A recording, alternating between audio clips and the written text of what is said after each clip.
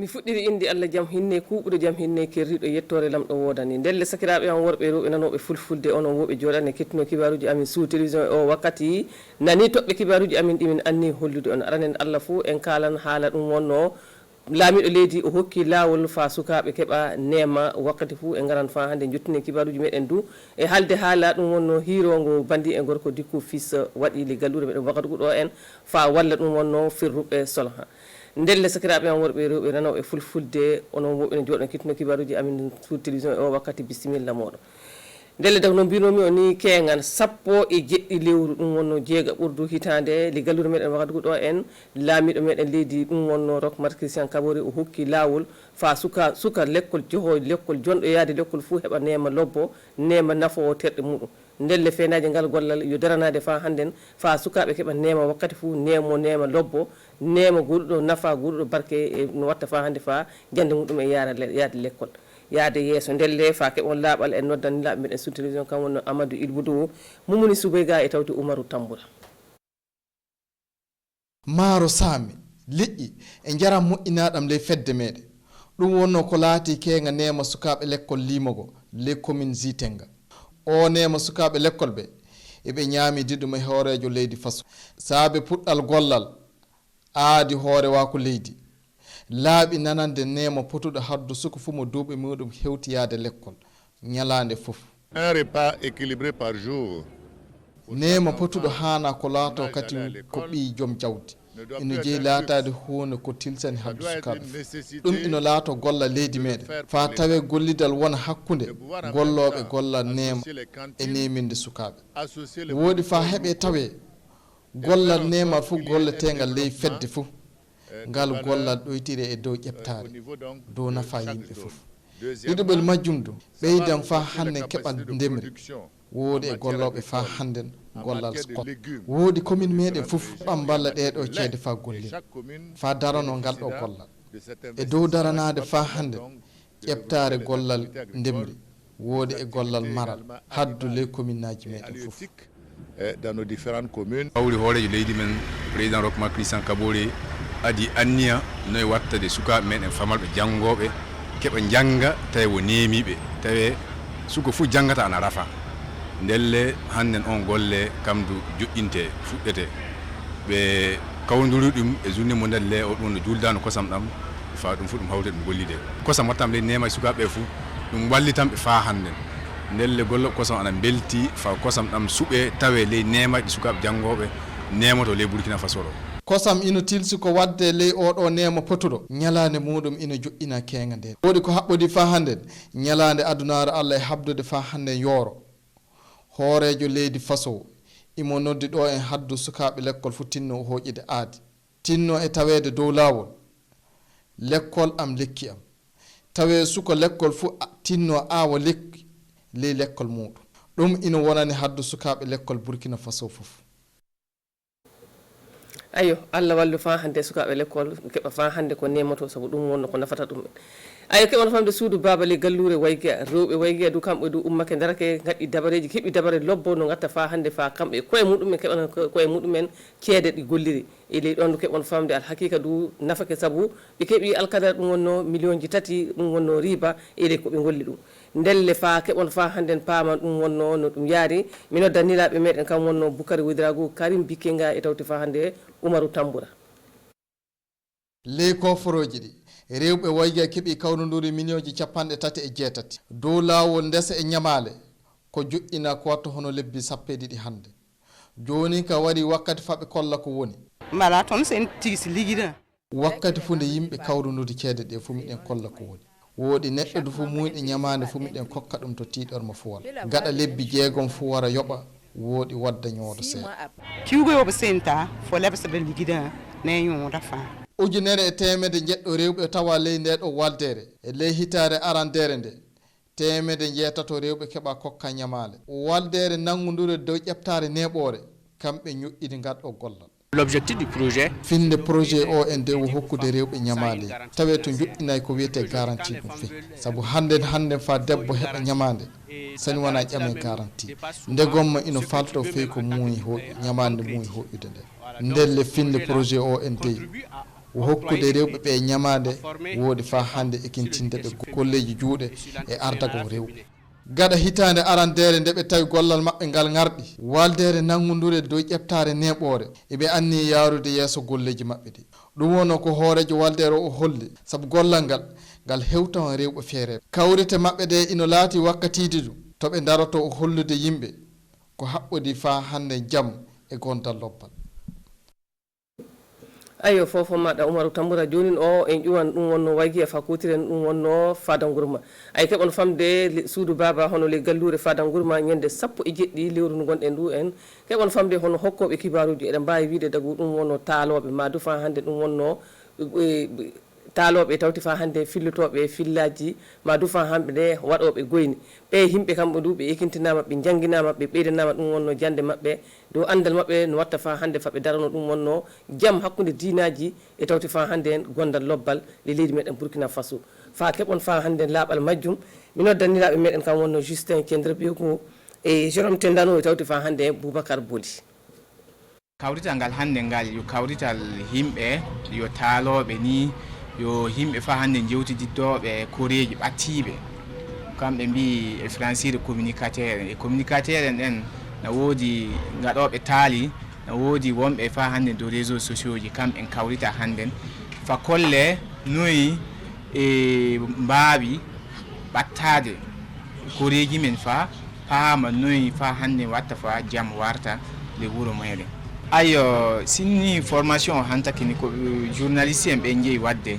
go'o fuu dagu taaloɓe kay na mbawi wadde taali e natoji dagu fa laamu e fa jaam warta le wuro yimɓe dagu taali kolloji noyi watta fa jaam warta noyi yimɓe gorduno jaam na woduno e fa hannden noyi yimɓe kawrititta fa hannden jaam o warta ɗum ka yo gaɗoɓe umaniji gaɗoɓe taali ɓen adam yimɓe ɓe théâtre ɓe du ko mbawi wadde ni na mbawi montude dagu théâtre ji ni fa hegito e na mburto le ɓatto yimɓe kolla théâtre ji ɗin théâtre ji naatoji e kaaloji haala no jaam wartirta sini attili o hantake ni na woodi buuɗi hukkinaɗi ɗon fa ɗotira fa hannden e journaliste en ɓe fam gaɗa activité ji ɗin no ceeɗen na panɗi kadi fa hannden yo wallude yimɓe sabu goɗɗo fof yimɓe ni jeeyi gollude fa jaam warta le wuro muɗumen yottaji fa neɗɗo yoɓe en nafa waɗa goɗɗumen no jaam wartiri mais attili o sini hantake ni so Allah jaaɓi na woodi buuɗi pukkinaɗi fa ɓe ɗotire kamɓe no fanɗiri ka fof na woodi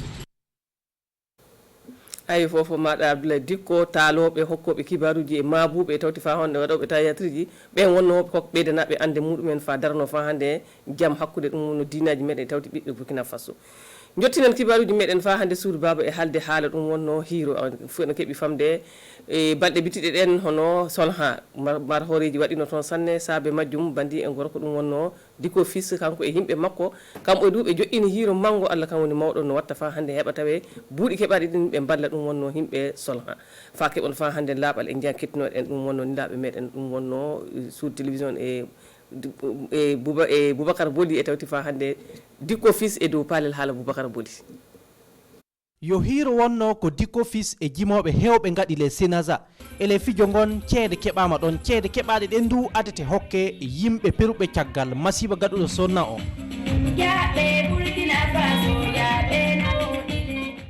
min yetti sanni saabi hande wonno hiiro ko min gaɗi le Burkina Faso ɗon fa min gaɗa soutenir e sakiraɓe ami e Soulan min gari min jeeyi min gaɗi sensibiliser Burkina Faso ko dañi yimɓe Soulan ɗo wona golle fulɓe tan par ce que Soulan to wona fulɓe saami mosinkoɓe saami bamaraɓe saami guruma ɓeɓe saami yimɓe ɓuri saami ɗum donc min jalti hande min noddi Burkina ɓe ko joguɗa fo so paɗe no ɗon so disare no ko joguɗa fo okka par ce que buuɗu ɗiɗon laatoto buɗɗiɗi voilà min jetti sanni yimɓe jalti ɓe okki ko ɓe mbawi voilà miɗen salmina on fou yimɓe homme de culture ɓe miɗen salmina ɓe ono yimɓe presse ɓe miɗen salmina ɓe min getti sanni fay hande Allah waɗa fulɓe e Burkina Faso yimɓe fuu nata damal goto yalta damal goto on jarama on yettama ko wana ɗum fadde maɓɓe warude sénaza ɓe juusake nokku luuɓe Wagadugu na wonɗon yimɓe kokkuɓe kamɓe ndu ko wawi hano guineji madu fa hannden kaddule fa hokke yimɓe egguɓe gure muɓɓoy ndelle kamɓe jimoɓe ɓe ɓe kollike wakkati tiiɗo mo leydi meɗen wondi hannden ɗo kamɓe du iɗum haɓɓiɓe koye ndelle ɓe mbawa hettude sengo. ayo fofo maɗa Boubacar Boli fofo maɗa Oumarou Tamboura ndelle sakiraɓe am worɓe e rewɓe nanoɓe fulfulde onon woɓɓe ne joɗno kettuno kibaruji amin sous télévision o wakkati hannden min kam yettini jeɗɗiri am so lamɗo yiiɗi jaɓi bandi en gorko Boubacar Boli waran hollo on kibaruji amma fadde nden en kettino ɗum wonno Dulkum Benegou. Assalamu aleykum e moɗon ko fofo.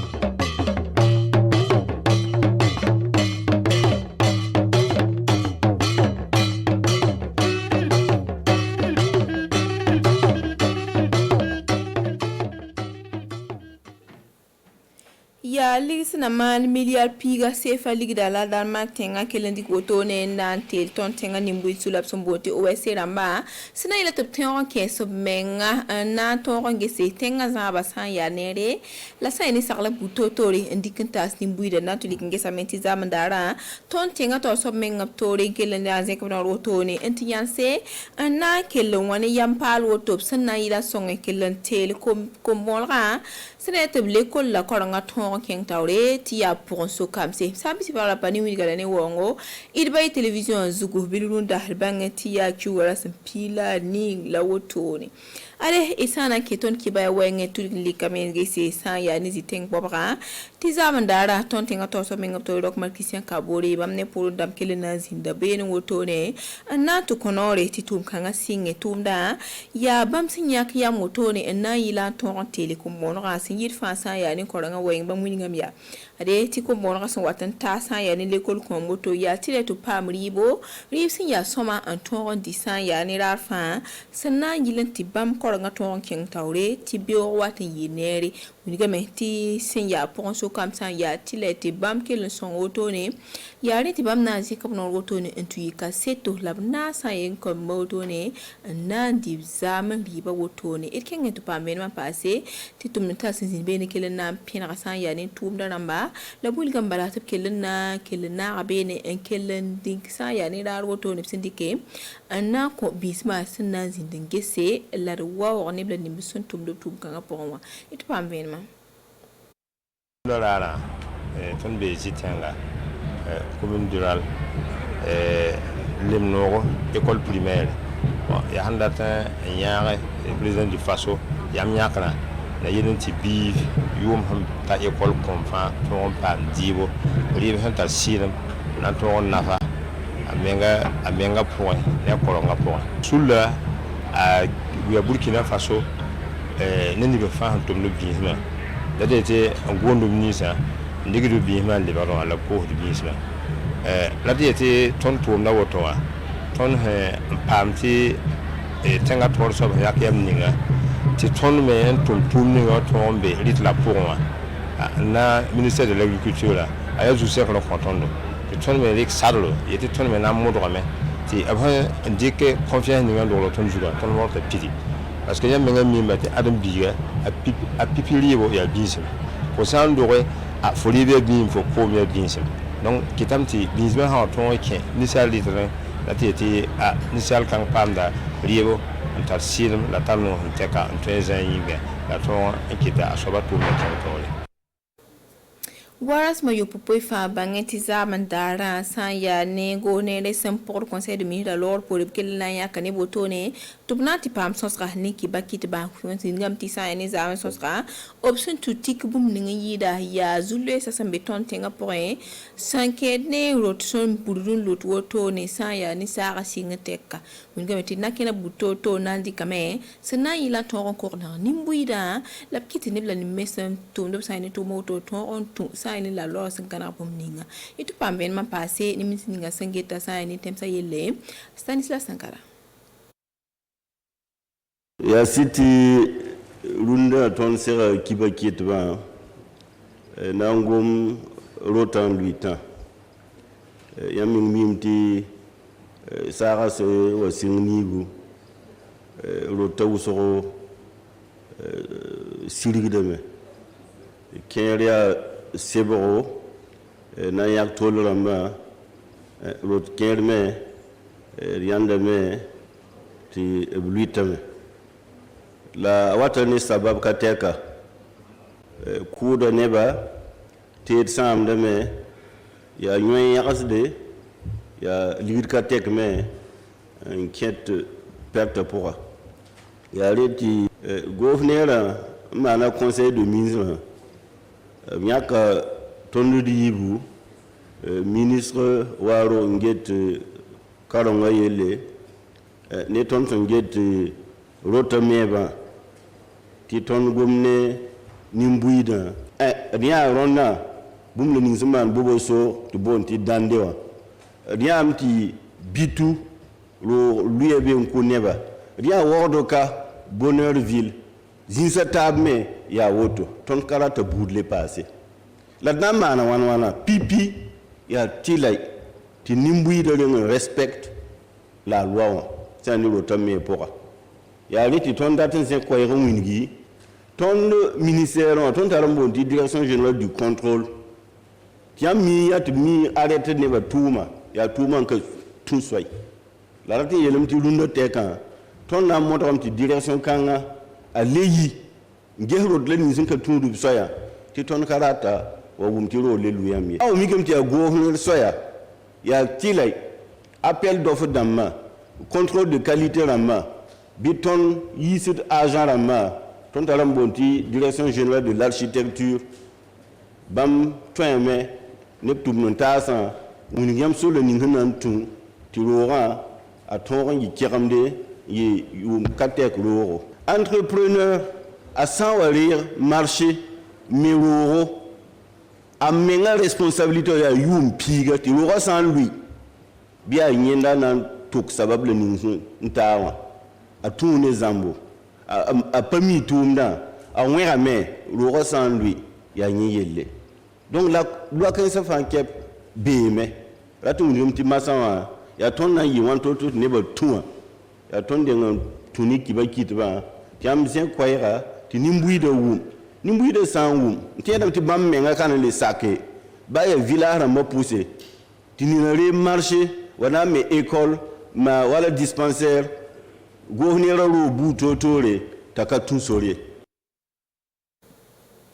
ya ligna man miliar piga se faligre wotone la Danmark tenga kele nandi wotone antel nebla nimbe sambe sulka sam spoin op sumonti o wese ramba bilwili game ti bam to bio fatum da wenge o minda ta songre ya renda ti tel kanga na wa le wiligam ti tum da son to motone ya yumanu ya re to na serta ba zamandara anat tikingese option to pam nyor la nimme l'absent to mare beura rasana yitoto kenga to pam ven ma passé ne Elise Kabri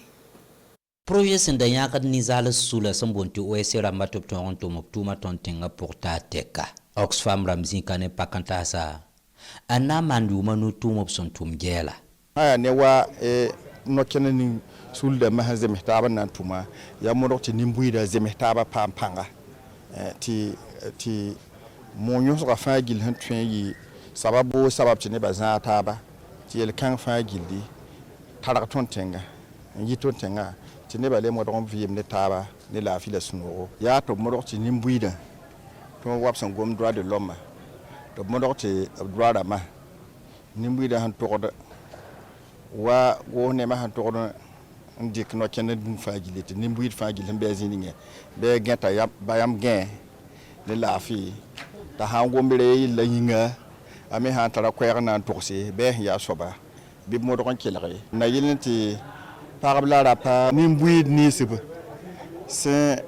son hon pawora to bieti bam fagili rakelem paliki ti bamme tourun vim la tume wani ba fagili ne kam fa son mame pam koma nyu modore ti ziga mi yilemde ndakko baase ko ni mbuide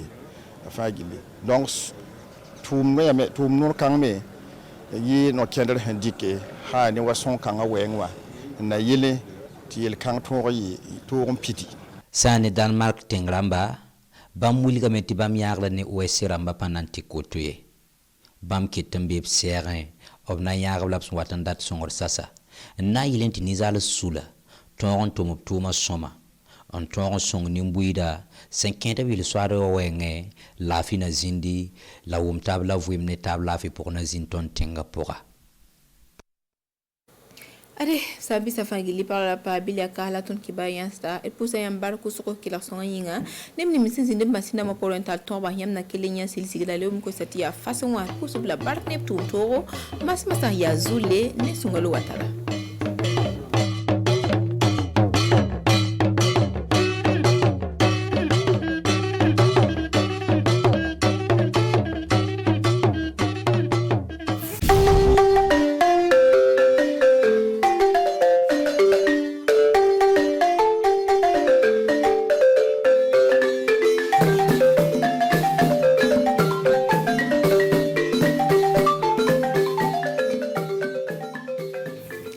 Burkina Faso télévision kan boko amuyonte restaurant ani rojana anga klifa furiba aklingin bella geleye awti rossi abaka jabaran so kabini aka fabara wadu bi jumalo membena anga sumandan kalo kletan ani segima san wafla ani muga ani klin konnana ani kli kuma ba klin ron ban fe kayen 50 mbi nyonje basigira kayen 50 mi kalanko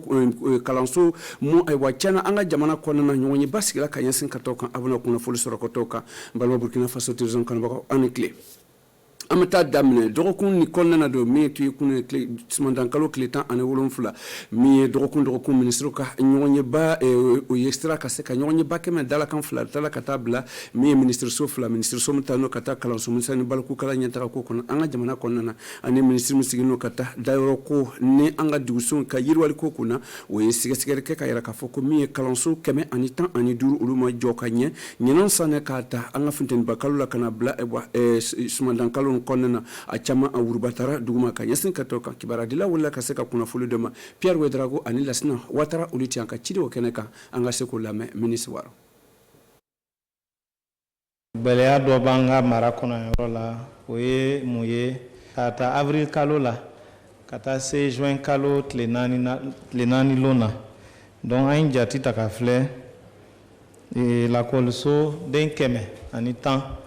wolo cheni dona kono do yere be na pepeo do yere be na demsen do kan et puis kelen bana de mugan nani mandimina bobo maralay ka bo ali la fana do yere ka tuli be bora don bara fo itisika ka kono do wolo ambora ka alakari anga maramogo yi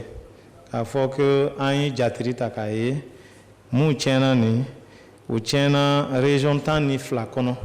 tani saban région tani saban manga marala o tani flakono lo cheni kera yorom na ma la colse min chena depuis sangit madame nena ale région du centre nord kaya marala notre région ton bera cheni kera yorola donc cheni mu fana kera ni e la colse den chemen tani kono de bi kononton ani nani olo yi école primaire oui kabo ale la den fla olu anga dem murmuru wole maternelle demsen olu ka la kolso tiena den fla kabo ale la mu dona collège ra fu kata BPC ke olu ka collège kon den duru lo tiena et puis mu BPC soro et puis otra lycée ra ko bakalura yara la olu école so den duru tiena kabo ale la fana anga kala mo nu ka bara yoro ba wole bâtiment administratif ale de nani lo tiena den école so den chemen tan kono donc aya flé fana o école nunu kono mu sanda temena sambina na olu la école so de nani mu sanda bisoro san bisaba ani san binani chema ale école so de tan duriye mu sanda bisoro mugan ani mugan ni kono don chema olu tan shegi mu sanda bisoro tan ani tan ni kono don chema olu de mugan ni sabaye kabo ale la mu sanda bisoro sanduru kata san konontona ale de mugan ni woroye et puis mu sanda ma tɛmɛ san 5 kɔnɔ ale ye den 24 ye ale san 10 fana an b'a filɛra parce que an y'a bara ka taa 2016 la ka taa 2020 na an ka président min Roch-Marc Christian Kabore a ka fɔlɔ mandat lo tun ye o tuma ye donc école mun lɔra o tuma na o école nin ma tɛmɛ san 5 kɔnɔ ale den 24 nin kɔnɔ mun lɔra a ka baara tuma na et puis o tiɲɛna nin n'a y'a filɛ mun lɔra san 5 nin kɔnɔ ka taa san 2016 la ka taa 2020 na ale ye an ye école an ye lakɔliso 2000 ani kɛmɛ 8 ani 23 lɔra maintenant o cɛ ma den 24 min tiɲɛna nin an ka ministère de l'éducation ye min lɔ ale ye den 1 ye commune ninnu olu ye min lɔ ale ye 17 ye bon partenaire mun b'an dɛmɛ nin olu ye den 2 lɔ APE o b'a wele dugumɔgɔ mun bɛ wari mara ka taa école lɔ ka di écoledenw ma ale ye den 1 ye et puis an ye wari ta k'a di baarakɛ mɔgɔ dɔw ma o b'a wele maîtrise d'ouvrage délégué pour que ka entreprise bɔ ani mun bɛna baara nin filɛ technicien mun na baara nin filɛ donc o b'a wele maîtrise d'ouvrage délégué olu ye den 3 lo tiɲɛna a kɔnɔ donc an nana yira en tout cas min sera nin en tout cas a kɔrɔ ka jugu parce que fɛn ɲɛnaman tɛ et puis an y'a bara san daminɛtɔ lo an yɛrɛ m'a lɔn yanni san ka ban yanni sanji ka ban yanni septembre kalo ka ban est ce que den cɛmɛ ani 10 dɔrɔn lo bɛna tiɲɛ ou bien dɔ bɛna tiɲɛ ka fara kan amato alibili o kɔnɔna ka yɛrɛ k'a fɔ ɲɔgɔn ye ni kɔnɔna de o bɛɛ tɛmɛnen kɔ ka bɔ sigasigɛli ko ninnu bɛɛ sigasigɛli kɔ tiɲɛni mun bɛɛ sigasigɛra ka yira mɔgɔw la ayiwa fɛɛrɛ jumɛn lo taara ka ɲɛsin ka taa yɔrɔ fan fɛ la amato alibili ni Lasina Ouattara ani Pierre Ouedraogo o kɛnɛ de kan an ye min jati ta an y'a jati ka taa avril kalo tuma na sanji daminɛ tuma na ka taa se juin kalo tile 14 na donc den 110 lo tiɲɛna donc o kɔnɔ na mun ye entreprise mun ye baara nin kɛ caman en tout cas an ye caman tɔgɔ sɔrɔ mais dɔw tɔgɔ ma sɔrɔ fɔlɔ o le an y'a fɔ polisi ni gendarmerie ye k'o k'a filɛ yɔrɔ min tɔgɔ ma sɔrɔ nin o k'a filɛ n'o bɛ se ka entreprise ninnu ani surtout de compte ninnu tɔgɔ d'an ma an b'a filɛ parce que mun bɛɛ bɛ yen mun lɔra a ma se san 10 ma et puis a tiɲɛna mun y'a lɔ olu ta kunko lo donc an b'a kɛra ten n'an y'a kɛ k'a jati ka ban an bɛna taa yira conseil des ministres ye u bɛna filɛ kibaruya min ka ɲi ka bɔ ka taa lase entreprise ninnu ma mun fana ka ɲi ka bɔ baara la en tout cas ko dɔw kɔni bɛna kɛ pour que a ɲɔgɔn kana se mais ka bɔ ale la fana an bɛ an ka ministère kɔnɔ min ye ministère de l'éducation ye an bɛ fɛn kura dɔ sigira c'est à dire dugu o dugu bɛɛ kɔnɔ écolisow bɛ lɔra yɔrɔ mun na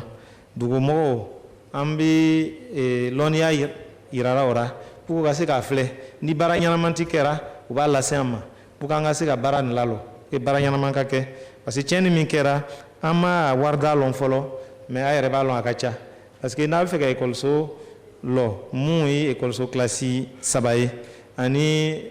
pompe ka kɛ a kɔnɔ pour que denmisɛnw ka ji min ani ɲɛgɛn ka bɔ a la denmisɛnw ka ɲɛgɛn ani karamɔgɔw ka ɲɛgɛn a bɛ taa $50 la donc n'a y'a jati ta tan a yɛrɛ ɲɛ b'a la tiɲɛni min kɛra nin en tout cas wari ka ca mais an b'a wari jatira la n'a jatira ka ban an bɛna yira la min kɛra mais an fɛ ka min fɔ fana baara min bɛ kɛra tan nin a ma kɛ ka baara nin kɛ ka yira mɔgɔw la ko baara kɛra mais an fɛ ka min kɛ nin pour que a ɲɔgɔn kana se tuguni gouvernement n'a ka ɲi ka entreprise o sanctionner n'a ka ɲi ka contrôleur technicien mun o bɛ baara nin filɛra n'a ka ɲi k'o sanctionner ale bɛɛ bɛna sigi baara nin kɔnɔ pour que décision ka ta min ka ɲi ka se ka sanctionner pour que siɲɛ wɛrɛ tiɲɛni ni ɲɔgɔn kana kɛ an fana tɛ se k'a fɔ ko yanni kalan ka daminɛ ou bien yanni san wɛrɛ ale tɛna se tugun an tɛ se k'a fɔ parce que ministre de l'urbanisme y'a fɔ cogo min na nin dɔw yɛrɛ lɔra ka ban min lɔra ka ban nin i tɛ se k'a fɔ k'a lɔra ɲɛnama a ma lɔ ɲɛnama mais n'a lɔri cogoya ma filɛ ka ɲɛ a fana tiɲɛni bɛ se ka don a la mais en tout cas tiɲɛni o tiɲɛni kɛra yɔrɔ min na nin ni a bɔra entreprise ka kunko ye n'a kɛra entreprise ka kunko ye an kɔni a bɛna lase a ma a b'a dilan n'a ma kɛ a ka kunko ye n'a kɛra état ka kunko ye fana fo a ka dilan ko ka se ka taa ɲɛfɛ donc n t'u fɛ k'o fɔ k'a lase aw ma n'ala sɔnna yanni tile damani an bɛna sɛgɔ ka na yira aw la min kɛra entreprise mun ye nin kɛ décision min gouvernement y'a ta ni décision taara ka ban an bɛna sɛgɛn ka na yira o la. bala burkina faso télévision kanubagaw ni baro sen dɔ bɛna kɛ sababu ka se ka an ka bi ka kunnafoli kunna cɛ n'ale ye dɔgɔkun yɛrɛ yira na an ka bi ka dɔgɔkun o baara sen tɔ na an b'a bɛɛ lajɛlen fɔ ni dɔgɔkun ni kuru bɛɛ la a sera ka se k'an bisimila ni dɔgɔkun wɛrɛ y'a sɔrɔ ntɛnɛn wɛrɛ n b'a sɔrɔ sɔgɔmada fɛ fo kɔnɔ ani tile fɛ ni wagati kelen na aw bɛ a dɔgɔkun duman kan de